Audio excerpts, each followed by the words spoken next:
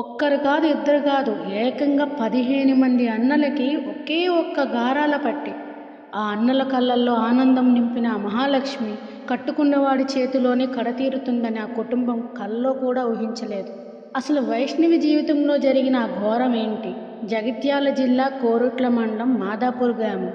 ఆ ఊరిలో దుర్గాప్రసాద్ గారి కుటుంబంలో అందరూ మగపిల్లలే.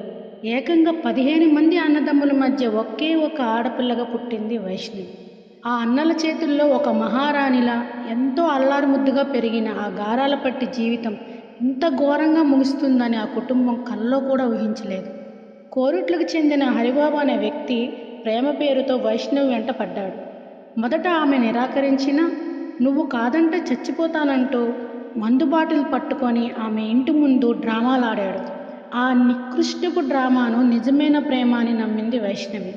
ఇంట్లో వాళ్ళు ఎంత వారించినా వినకుండా అందరినీ ఎదిరించి 2025 మే 29న అతన్ని పెళ్లి చేసుకుంది. పెళ్ళైన కొన్నాళ్ళకే హరిబాబు తన అసలు స్వరూపాన్ని బయటపెట్టాడు. వైష్ణవి తండ్రి అప్పు చేసి మరీ 5 లక్షల విలువైన పొలాన్ని అల్లుడి పేరు మీద రాసిచ్చాడు. అయినా అతని కట్న దాహం తీరలేదు. మరో 5 లక్షలు కావాలంటూ రోజు నరకం చూపించేవాడు. బయట ప్రపంచానికి మాత్రం వైషు అమ్మ యూట్యూబ్ ఛానల్ ద్వారా వీరు ఎంతో సంతోషంగా ఉన్నట్లు కనిపించేవారు. నిజానికి ఇంట్లో జరుగుతున్న దారుణమైన గొడవలను కూడా వారు ప్రాంక్ వీడియోల పేరుతో అప్లోడ్ చేసేవారు. ఆమె కన్నీళ్లను కూడా సబ్స్క్రైబర్లు సరదా అనుకున్నారు. వైష్ణవి గర్భవతి అని తెలిసినా ఆ కిరాతకుడిలో కనికరం కలగలేదు. పైగా అబార్షన్ చేయించుకోవాలని వేధించాడు. మార్చి 16 రాత్రి 11 గంటల సమయంలో మళ్ళీ కట్నం కోసం గొడవ మొదలైంది. తెల్లవారుజామున అందరూ నిద్రపోతున్న వేళ కిచెన్లోని కత్తితో ఆ 4 నెలల గర్భిణిని విచక్షణరహితంగా పొడిచాడు. ఆమె కేకలు వేయకుండా గొంతు నిలిపి ప్రాణాలు తీశాడు. కడుపులో ఉన్న పసిబిడ్డతో సహా ఆ తల్లి ప్రాణాలు గాల్లో కలిసిపోయాయి. నమ్మి వచ్చిన అమ్మాయిని కట్టుకున్నవాడే కడతీర్చిన ఈ ఘటన వింటే గుండె తరుక్కుపోయింది. వైష్ణవి మరణం సోషల్ మీడియా ప్రపంచానికి ఒక తీరని లోటు. కోపం, ఆవేశం, అత్యాశ ఈ అనర్థానికి కారణమని ఎంత బలంగా నమ్ముతామో అంతే తప్పు. అవగాహన లేని వయసులో ప్రేమ మరియు పెళ్లి కూడా అంతే తప్పు. అన్యాయంగా ఒక నిండు ప్రాణం పోయింది. కొన్ని వీడియోస్ చూస్తే తెలిసింది ఇద్దరి మధ్య ఈగో తప్ప అండర్స్టాండింగ్ లేదు.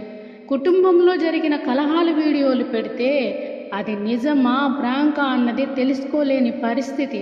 ప్రతి తల్లిదండ్రులకు నేను కోరుకున్నది ఒక్కటే, దయచేసి ఆడపిల్ల కష్టంలో ఉన్నప్పుడు యోగక్షేమాలు తెలుసుకొని అండగా ఉండండి, భరోసా ఇవ్వండి.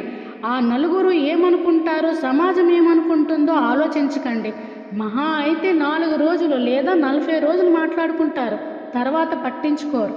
మీకు కష్టం వస్తే ఆ సమాజం తీర్చదు కదా, ఆలోచించండి. మన కోసం మాట్లాడుకునే అంత తీరిక ఎవ్వరికీ ఉండదు. నాకు ఒకటి అర్థం కాదు, ఆడపిల్లకి ఎంత జాగ్రత్తలు చెప్పి పెంచుతామో అంతకన్నా ఎక్కువగా మగపిల్లలకు కూడా మంచి బుద్ధులు చెప్పాలి. ఆడవారి పట్ల గౌరవం నేర్పించాలి, విలువలు నేర్పాలి. మనం మన పిల్లలకు ఆస్తులు ఇవ్వకపోయినా అడుక్కునైనా బతుకుతారు. అదే సంస్కారం నేర్పకపోతే అడుక్కోవడానికి కూడా పనికిరారు. ఏదైనప్పటికీ చాలా ఘోరం జరిగిపోయింది. చిన్న వయసులోనే ఒక నిండు ప్రాణం పుట్టిన బిడ్డతో సహా ముగిసిపోయింది.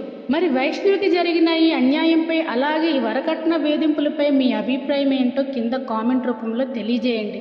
ఇలాంటి దారుణాలు మళ్ళీ జరగకూడదని మీరు కోరుకుంటే ఈ వీడియోని లైక్ చేసి 10 మందికి తెలిసేలా షేర్ చేయండి. ఇలాంటి మరిన్ని వాస్తవ గాథలు మరియు కంటెంట్ కోసం మన ఛానల్ని ఇప్పుడే సబ్స్క్రైబ్ చేసుకోండి. వైష్ణవి ఆత్మకు శాంతి చేకూరాలని కోరుకుంటూ సెలవు.